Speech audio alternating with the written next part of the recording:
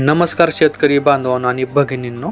तर आज आपण एका अशा विषयाबद्दल सविस्तर माहिती जाणून घेणार आहोत जो महाराष्ट्रातील लाखो कुटुंबाशी थेट जोडलेला आहे. हा विषय आहे महिला शेतकरी. अनेक वर्षापासून शेती क्षेत्रात महिलांचे योगदान मोठे आहे, परंतु त्यांचे कार्य अनेकदा चर्चेपासून दूर राहते.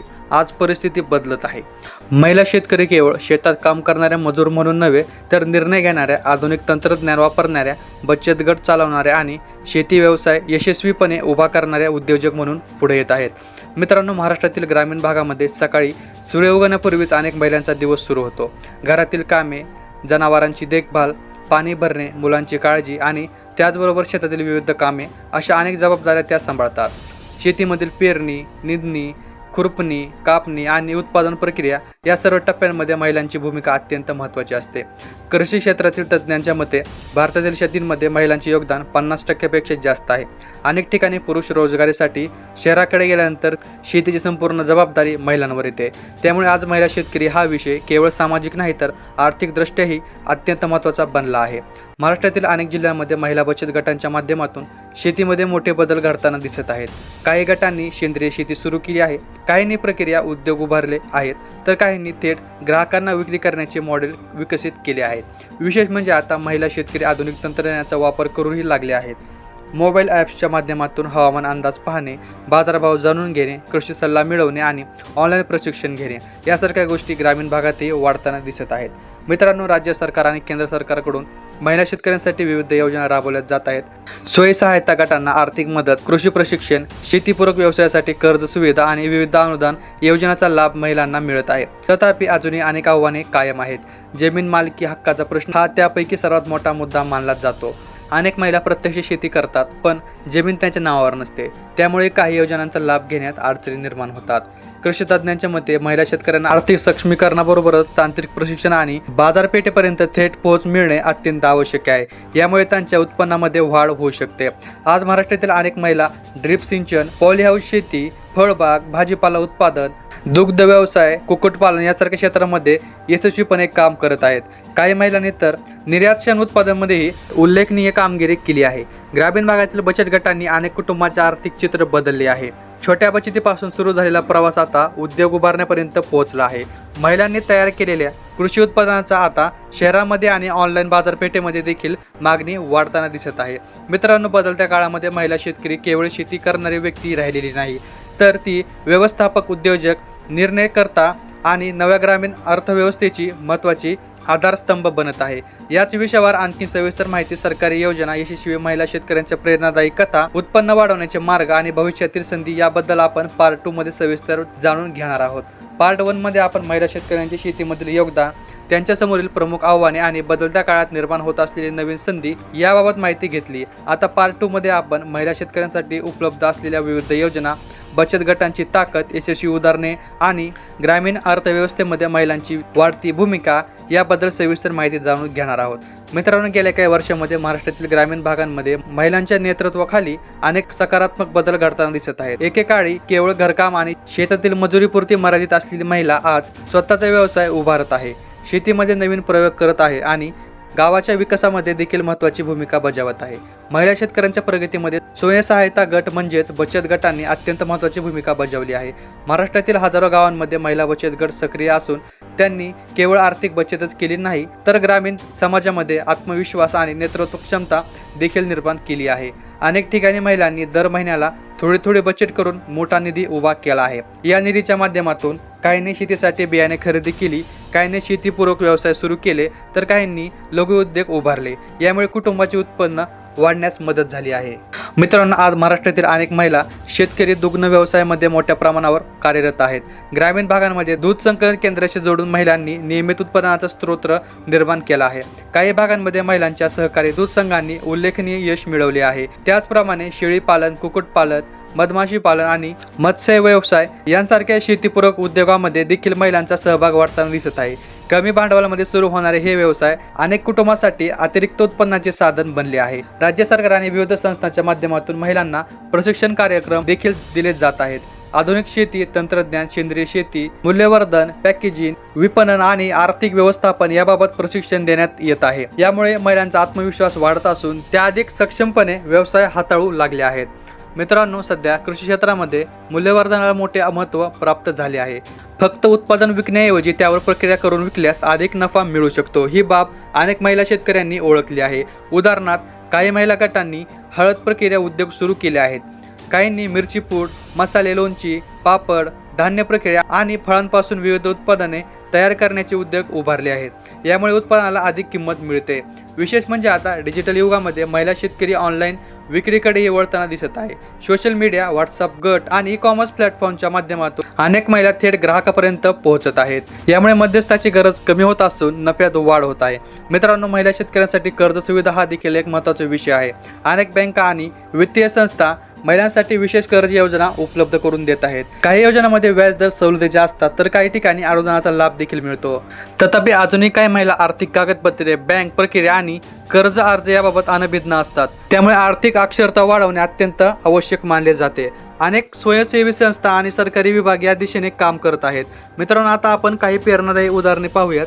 महाराष्ट्रातील अनेक जिल्ह्यांमध्ये महिला शेतकरी आपल्या मेहनतीच्या जोरावर उल्लेखनीय यश संपादन केले आहे. काही महिलांनी कमी पाण्यामध्ये जास्त उत्पादन देणारे पिके स्वीकारली आहेत. काहींनी ड्रिप सिंचन तंत्राचा वापर करून खर्च कमी केला आहे.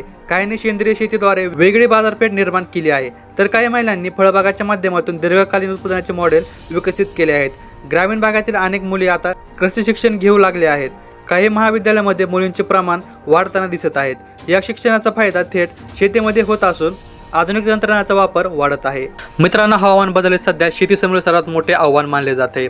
नियमित पाऊस, दुष्काळ, अतिवृष्टी आणि तापमानातील बदल यांचा परिणाम शेतीवर होत आहे. अशा परिस्थितीत महिला शेतकरी देखील नवीन तंत्रज्ञान स्वीकारण्याकडे वळत आहेत. पावसाचे पाणी साठवणे, सूक्ष्म सिंचन, हवामान आधारित नियोजन आणि पीक विविधीकरण यासारख्या उपयोजनांना प्राधान्य दिले जात आहे. कृषी विभाग देखील यासाठी मार्गदर्शित करत आहे. मित्रांनो, महिला शेतकरी केवळ शेतीच करत नाही, तर त्या संपूर्ण कुटुंबाच्या आर्थिक व्यवस्थापनामध्ये देखील महत्त्वाची भूमिका बजावतात. उत्पन्नाचे नियोजन, बचत, शिक्षणासाठी खर्च, आरोग्य आणि भविष्यासाठी गुंतवणूक यामध्ये महिलांचा सहभाग महत्त्वाचा असतो. यामुळे महिला सक्षमीकरणाचा परिणाम केवळ एक व्यक्तीपुरता मर्यादित राहत नाही, तर संपूर्ण कुटुंब आणि गावाच्या विकासावर त्याचा सकारात्मक परिणाम होतो. आता पुढील पार्ट 3 मध्ये आपण महिला शेतकऱ्यांचे भविष्य, नवीन कृषी तंत्रज्ञान, सरकारकडून अपेक्षित उपाययोजना, ग्रामीण भारतातील बदलती परिस्थिती आणि आगामी काळातील मोठ्या संधी याबद्दल सविस्तर माहिती जाणून घेणार आहोत. नमस्कार मित्रांनो, पार्ट 1 आणि पार्ट 2 मध्ये आपण महिला शेतकऱ्यांच्या शेतीमधील योगदान, त्यासाठी उपलब्ध संधी, बचत गटांचे महत्त्व, शेतीपूरक व्यवसाय, आधुनिक तंत्रज्ञानाचा वापर आणि ग्रामीण अर्थव्यवस्थेतील त्यांची वाढती भूमिका याबाबत सविस्तर माहिती जाणून घेतली. आता पार्ट 3 मध्ये आपण महिला शेतकऱ्यांचे भविष्य, बदलत चाललेले कृषी क्षेत्र, नवीन तंत्रज्ञान, सरकारी अपेक्षा, ग्रामीण भागातील सामाजिक बदल आणि पुढील काळात महिलांसमोर उभ्या राहणाऱ्या मोठ्या संधी याबाबत सविस्तर चर्चा करणार आहोत. मित्रांनो, आज भारतातील आणि विशेषतः महाराष्ट्रातील शेती क्षेत्र झपाट्याने बदलत आहेत.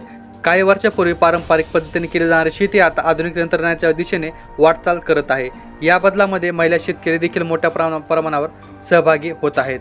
एक काळ असा होता की शेतीमधील महत्त्वाचे निर्णय प्रामुख्याने पुरुष घेत असत. कोणते पीक घ्यायचे, कोणते बियाणे वापरायचे, खत व्यवस्थापन कसे करायचे आणि उत्पादन कुठे विकायचे याबाबत महिलांचा सहभाग मर्यादित असे. मात्र आज परिस्थिती वेगाने बदलत आहे. अनेक गावांमध्ये महिला स्वतः निर्णय घेत आहेत आणि शेतीचे व्यवस्थापन यशस्वीपणे सांभाळत आहेत. कृषी क्षेत्रातील तज्ज्ञांच्या मते पुढील दशक महिला शेतकऱ्यांसाठी अत्यंत महत्त्वाचं ठरणार आहे. कारण डिजिटल तंत्रज्ञान, ऑनलाईन बाजारपेठ, हवामान आधारित शेती आणि मूल्यवर्धित उत्पादनाचा विस्तार मोठ्या प्रमाणावर होणार आहे. मित्रांनो, मोबाईल आणि इंटरनेट ग्रामीण भारतात मोठी क्रांती घडवून आणली आहे. आज अनेक महिला मोबाईलच्या माध्यमातून हवामान अंदाज पाहतात, बाजारभाव तपासतात, कृषी तज्ज्ञांचे मार्गदर्शन घेतात आणि सरकारी योजनेची माहिती मिळवतात. काही गावांमध्ये महिला शेतकरी व्हिडिओ कॉन्फरन्सद्वारे प्रशिक्षण घेत आहेत. आधुनिक शेती तंत्रज्ञान, सेंद्रिय उत्पादन, प्रक्रिया उद्योग आणि निर्यात संधी याबद्दल माहिती मिळवत आहेत. ही गोष्ट काही वर्षापूर्वी कल्पना करता आली नसती. मित्रांनो, भविष्यात कृत्रिम बुद्धिमत्ता म्हणजेच AI आधारित कृषी सेवा, ड्रोन तज्ज्ञांचा वापर आणि स्मार्ट सिंचन यंत्रणा अधिक प्रमाणात वापरला जाण्याची शक्यता आहे. या तंत्रज्ञानाचा फायदा महिला शेतकऱ्यांनाही मिळू शकतो.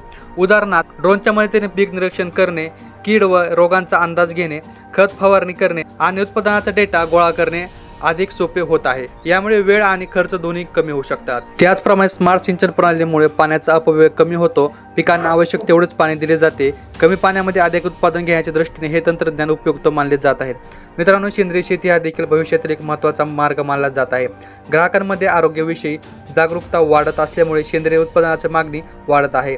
अनेक महिला शेतकरी या क्षेत्रात यशस्वीपणे काम करत आहेत. सेंद्रिय भाजीपाला, धान्य, फळे आणि प्रक्रिया केलेल्या उत्पादनांना शहरामध्ये चांगली बाजारपेठ मिळत आहे. काही महिला थेट ग्राहकांशी संपर्क साधून विक्री करत आहेत। यामुळे त्यांना अधिक नफा मिळत आहे। मित्रांनो, महिला शेतकऱ्यांच्या प्रगतीसाठी जमीन हक्काचा विषय देखील अत्यंत महत्त्वाचा आहे। अनेक तज्ज्ञांचे मत आहे की महिलांच्या नावावर जमीन नोंदणी वाढल्यास त्यांना विविध योजना, कर्ज सुविधा आणि शासकीय लाभ मिळणे अधिक सोपे होईल।